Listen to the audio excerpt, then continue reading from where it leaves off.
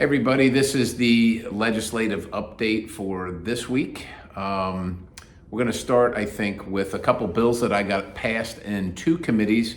So we'll start with transportation and infrastructure. We have a lot of issues with disaster relief and FEMA, and it's highly wasteful. And so one of the issues is that, especially certain states, California in particular, they just depend on and plan on the federal government paying a lion's share of every single disaster that they have. And of course, some of them are brought on by their own disregard. For instance, firefighting, they don't manage their forest at all, and then they have fires, and then they want the rest of the country to pay for it. So this bill requires them to have a deductible, and they can pay down that deductible by managing their forest. That'd be by mitigating the disaster before it happens, so the rest of us don't have to pay for all it. So I was happy to pass that bill in committee in transportation and infrastructure.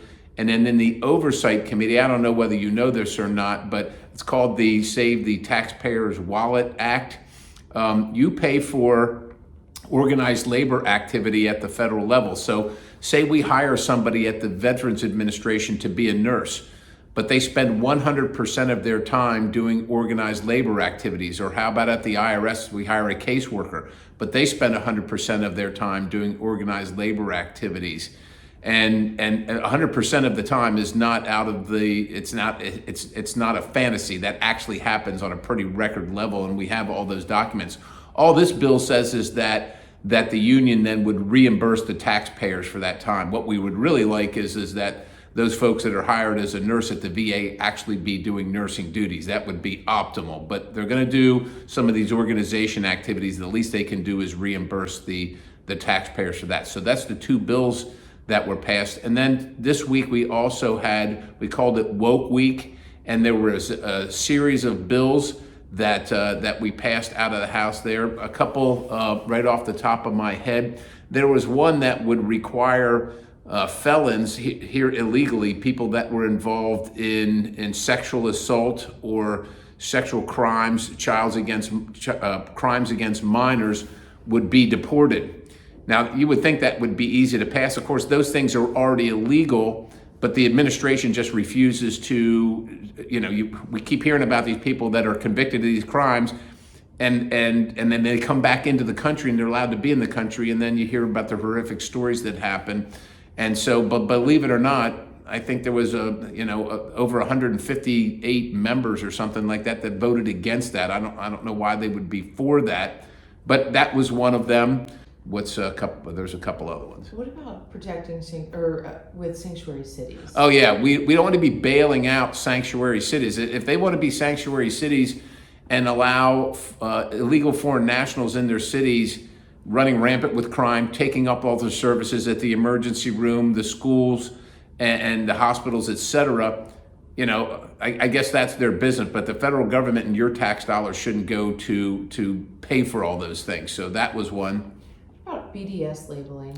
Yeah, BDS labeling, of course, it's anti-Semitic, it's anti-Israel, and so we want to end that. So we passed a bill essentially penalizing that kind of activity.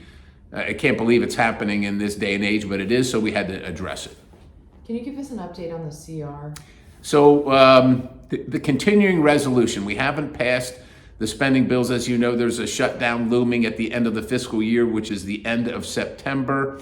The question isn't whether we're going to have a continuing resolution or not. We call it a CR. That's not the question. There's going to be one because the Senate hasn't passed one appropriations bill.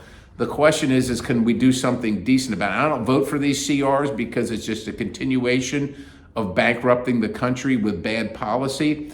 But we put the SAVE Act on the CR and said, okay, for those of you who want to continue to bankrupt the country and keep the terrible policies that we have, we don't want to do that, but as long as we're going to safeguard our elections from people here illegally, because it's illegal to vote if you're not an American citizen, if we want to do that, okay, I'll meet you halfway. We'll give you everything you want on the spending side and the policy side. You just allow us to have states enforce that only citizens can vote. Unfortunately, that can't pass the House.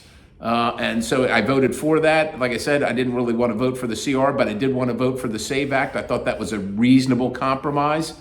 But friends on the other side of the aisle are, I guess, okay with people here illegally voting in elections because they wouldn't vote for it.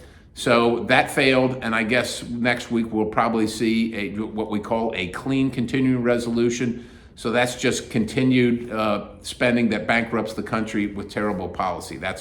And I suspect all my friends on the other side of the aisle will vote for that, and a certain number of the folks on our side of the aisle will vote for that, and that's how we will get past this fiscal cliff until December, I suspect. So I'll let you know next week. I hope you have a great weekend, and I'll talk to you soon.